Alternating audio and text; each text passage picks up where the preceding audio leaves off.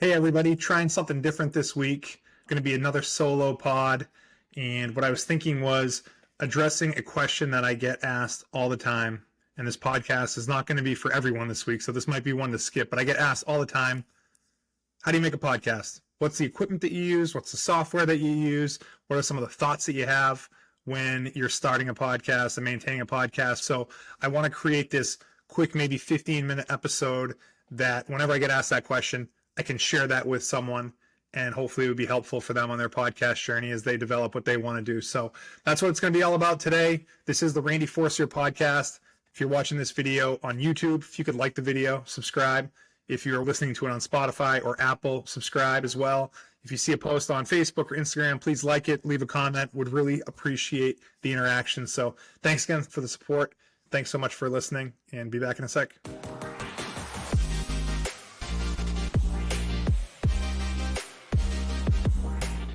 All right, like I was saying, people ask me all the time, why did I start a podcast? How did I start a podcast? What are some of the things that I'm doing? So again, we're going to go over that, spend maybe 15 minutes with you talking about all those different things.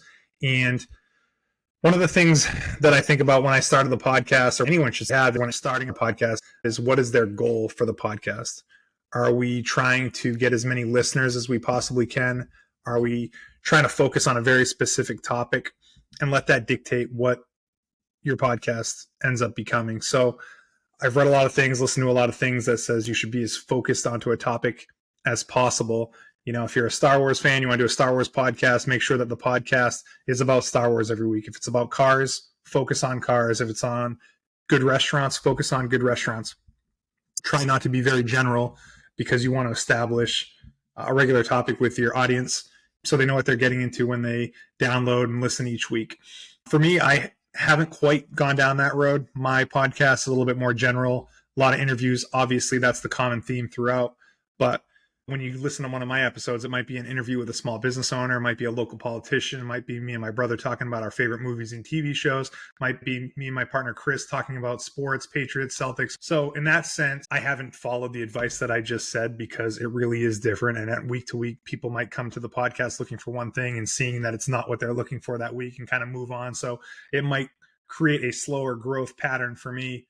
But the thing that I decided when I was doing the podcast is I'm doing this because it's fun, because it's a chance for me to connect with people that have been part of my life in the past, where we get to reconnect over these conversations. I get to meet new people.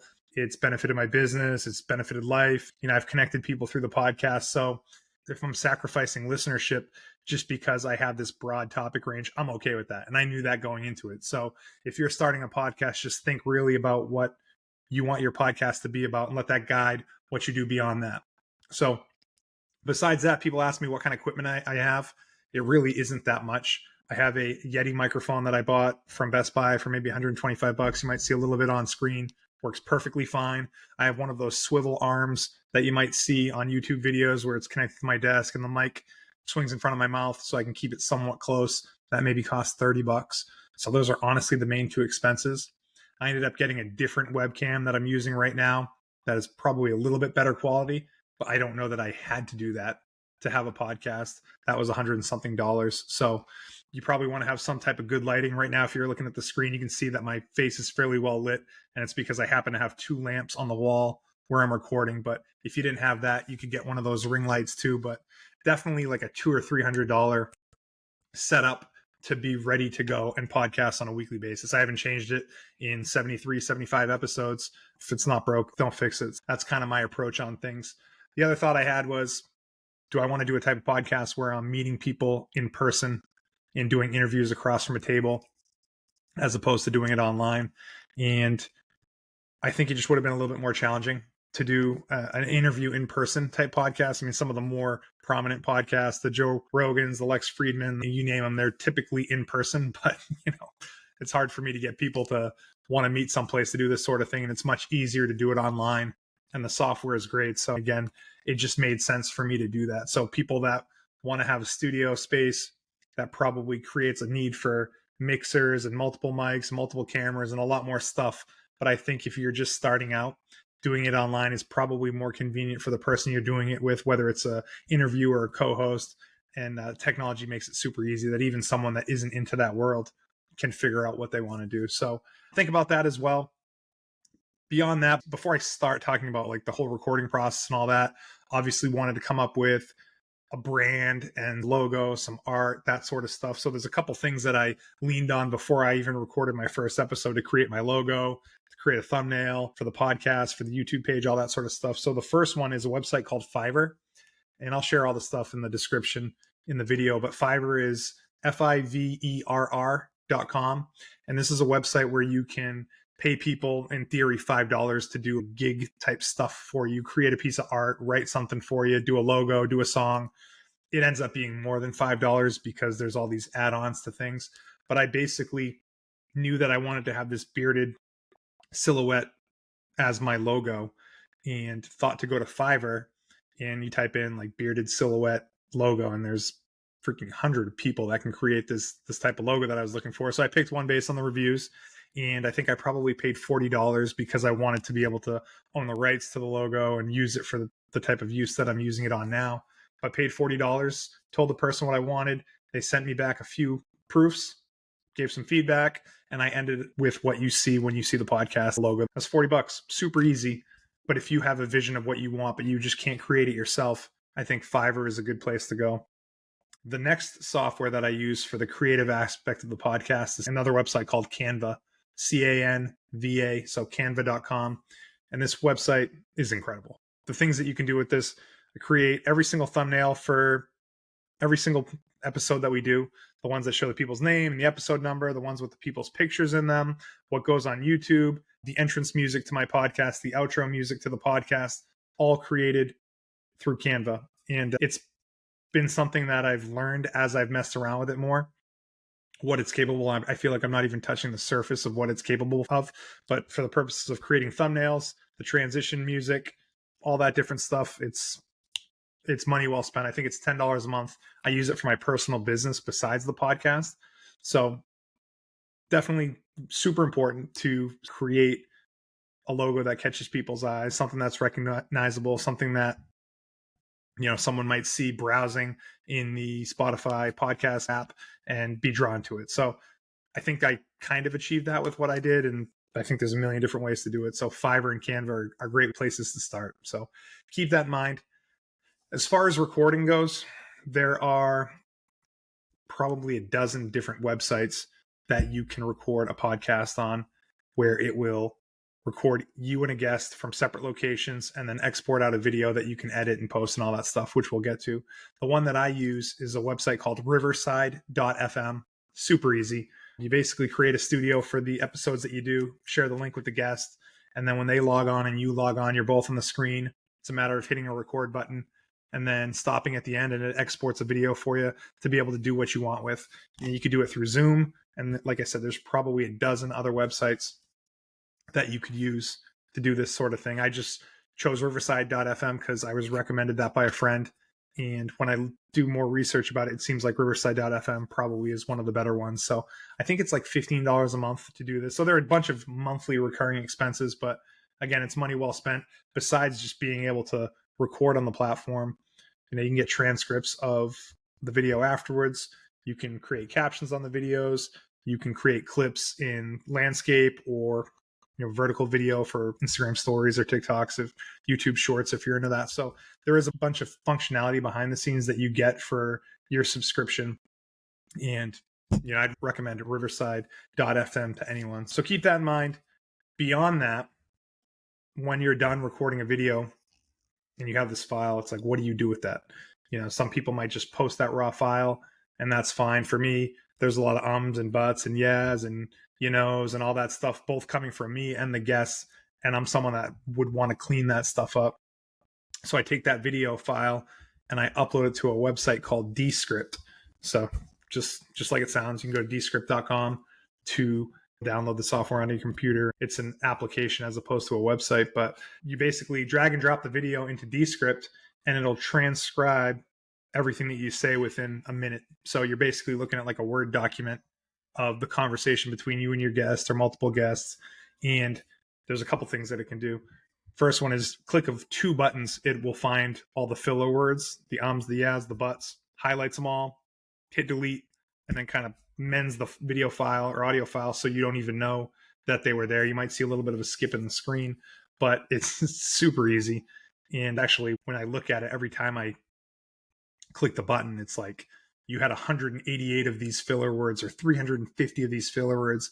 And after all of these episodes of the podcast, I still have these filler words, the ums, the yes, the buts. So this software is great for cleaning that up with the push of a button. But beyond that, basically listen to the whole episode, looking at the text as it's going. And if there's an awkward sentence or a big gap or you're repeating yourself or it makes sense to kind of trim some of it, it's as easy as just highlighting the text, hitting delete, and it puts it all together. So as far as presentation factor, I think it can be a little bit weird when you're watching the video to see the cuts. But as I watch a lot of people on YouTube, a lot of people are doing the same sort of stuff. So it's just like a nature of YouTube videos, podcasts, but you can really see it in video. But if you were listening to this on Spotify or Apple, if you're listening to it right now, you wouldn't even know that there was cuts in the video. And this software makes it super easy for a person that knows nothing about editing a video.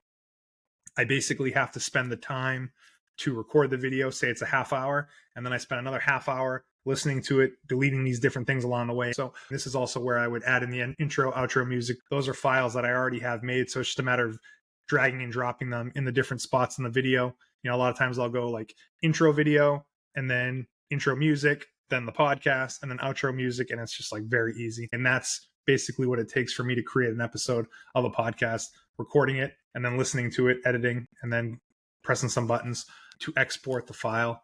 So once I get done with Descript, it's a matter of taking that video and I go to, it used to be called anchor.fm, but now it's called Podcast for Spotify.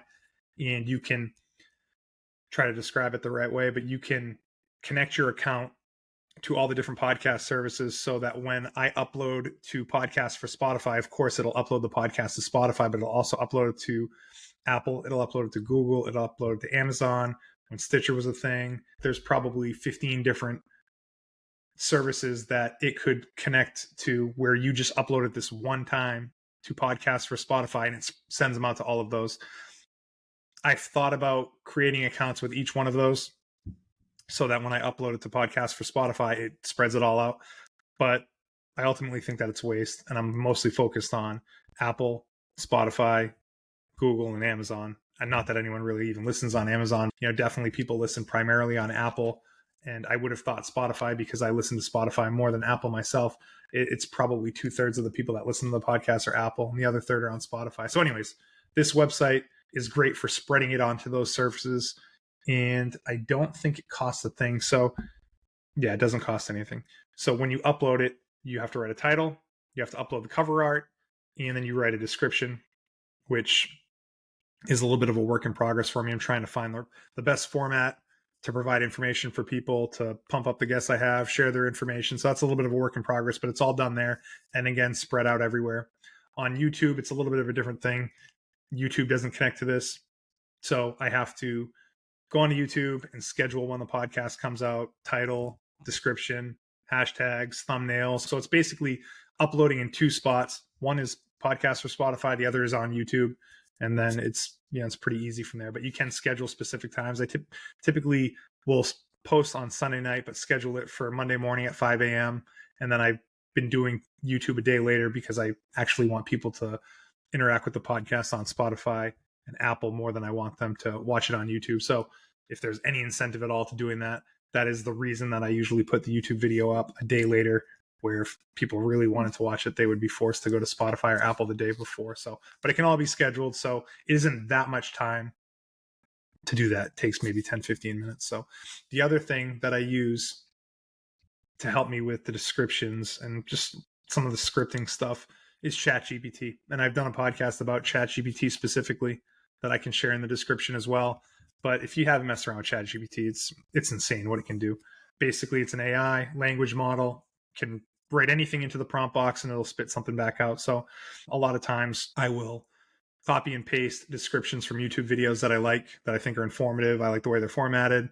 I'll feed it into ChatGPT and be like, I'm trying to make a description for my YouTube video or podcast. I like the way that this one looks.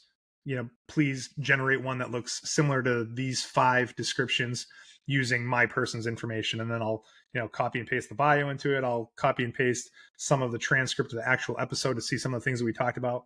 And ChatGPT will spit out a description for me that I can copy and paste into YouTube or podcast for Spotify. That's pretty good. So a lot of times when you see one of those descriptions that has a bunch of emojis or stuff like that, it's because ChatGPT spit it out for me. And I'm still a little bit trial and erroring on that. But I would highly recommend it to anyone that needs help with that sort of thing. I'm not a writer by nature. So for me, it takes a little bit of extra work to get the wording the right way. And sometimes I think it's okay. And I'll even copy and paste the paragraph that I came up with as the intro paragraph into ChatGPT and be like, just make this sound better, make it sound more engaging, eye-catching, that sort of stuff. And it'll spit something back that's 10 times better than what I already wrote. So use that a lot. So that's honestly the whole thing. I talked about the thought process on what I want my podcast to be and what you would want your podcast to be, some of the equipment that I use, which I think is minimal, some of the software that we use on the front end of things for the art and some of the imaging, talk about the software that we use to record, talk about the software that we use to edit, the software that we use to spread the podcast out, those couple different websites between YouTube and podcasts for Spotify. And then we talked a little bit about ChatGPT, how it can be just kind of like an overall utility and help fine tune. So that's really it. As far as my time commitment for the podcast, I've already mentioned that it's really just recording and editing, which is like kind of double time. But I spend some time educating myself on just some of the do's and don'ts about podcasts and some of the different services that are out there. I watch YouTube videos, but it's not like a requirement to have a podcast. It's just something that I enjoy as a hobby. I spend time obviously reaching out to guests. I spend time thinking about who I'm going to have on the podcast. So there's a little bit of extra thought that goes into things, but for me, it's a hobby. It's something that I enjoy. So it's not like it's added work for me. End of the day, I probably spend, I would say, hour and a half per episode to put that together. So there's some weeks where I can do 2-3 in 1 week and then just kind of chill for a few weeks. Sometimes it's just kind of one a week. But for me, one of the things that I've always heard was to just be consistent every single week. If you say you're going to do a podcast on Monday, make sure you have a podcast on Monday. Next weekend, we're going to be out of town. I already have my podcast lined up and ready to be posted on that following Monday. So that's something that's really important for me. I feel like once I miss a week that, I'm kind of like letting myself down. So honestly, I was supposed to have a guest for the podcast this Monday, but he ended up canceling because he was sick. And I was like, I have to figure something out. A lot of times I have people lined up and I can kind of insert something. This is one of those situations where it's like, either I do what I'm doing right now or there's no podcast on Monday. And I would rather just have this little how to do a podcast tutorial in place of a normal interview podcast as opposed to doing nothing at all. So like I said, the idea was for me to do this, put this out there. So whenever someone asks me, hey, how do you start a podcast, that I can share this with them. If you're still listening to this at this point and you know someone that's thinking about starting a podcast, please share it with them. I would appreciate it, trying to pay it forward. It's something that I've gotten a lot of enjoyment out of. So if a video like this helps someone take it to the next level, I think that would be awesome. So thank you guys so much for listening, all the support. I appreciate everybody that follows and brings it up to me when I see them in the supermarket or wherever it may be. It actually happens more than you'd think. So it's been pretty cool to be this far into it and people, being aware of it. So again, appreciate all the support. Look forward to a fun podcast next week. I'll make the announcement, but it's one that I'm really proud of and looking forward to too. So should be great. Thanks everyone. Take care.